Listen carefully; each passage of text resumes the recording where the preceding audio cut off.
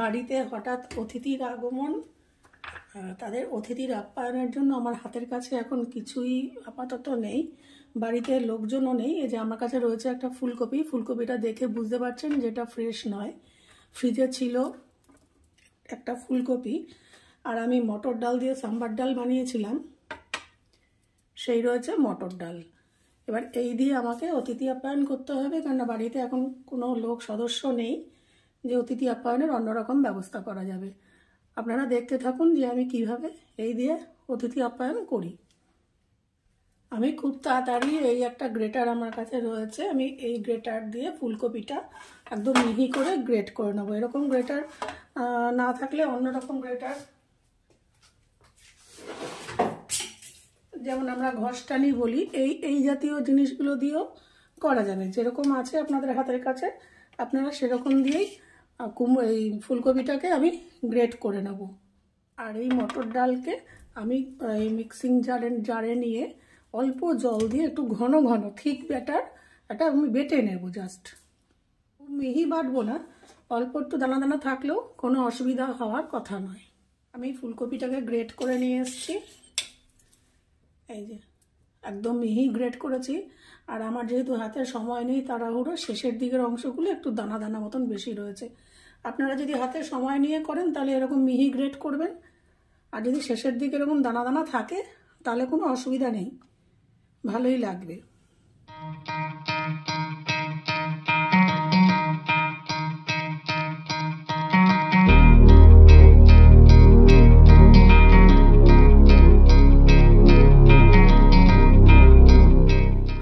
বড় বোল নিয়েছি, একটা বড় বাটি নিয়েছি।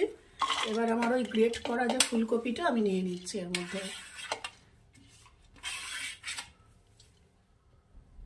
আচ্ছা, এবারে দিয়ে দিচ্ছি এই যে মটর ডালটা বেটে রাখলাম, দিয়ে দিলাম মটর ডালটা।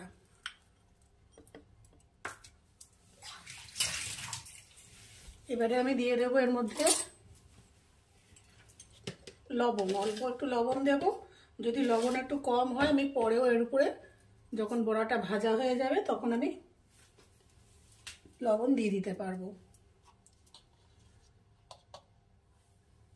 দিয়ে দিলাম হলুদ, দিয়ে দিলাম অল্প একটু চিনি। কাঁচা লঙ্কা গুঁড়ো কেটে পেস্ট করে রাখার সময় নেই, তাই দিয়ে দিলাম একটু লঙ্কা গুঁড়ো।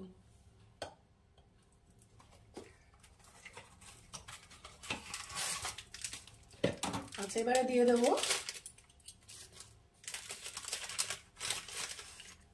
একটু চাট মশলা, সাথে দেব একটু ভাজা মশলা, 1 চামচ মতো ভাজা মশলা। এই ভাজা মশলাটা আমি পরে দেখাচ্ছি, এটা আমার করা ছিল।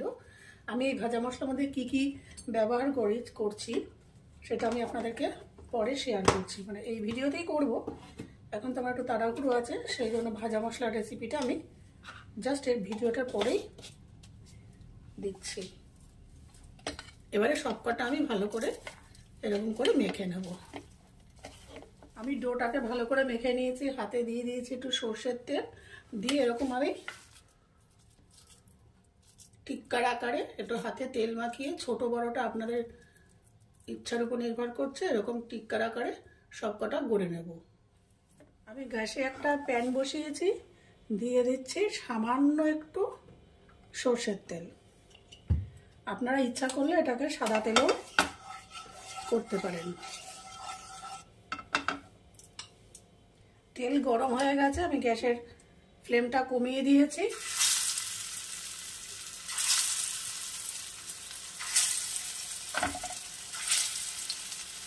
এটার আকারটা আপনাদের ইচ্ছা মতন, আপনারা যদি মনে করেন একটু লম্বা করে করবেন বা চৌকো করবেন কাটলেটের মতন, একদম আপনাদের ইচ্ছা অনুযায়ী শেপটা করতে পারেন।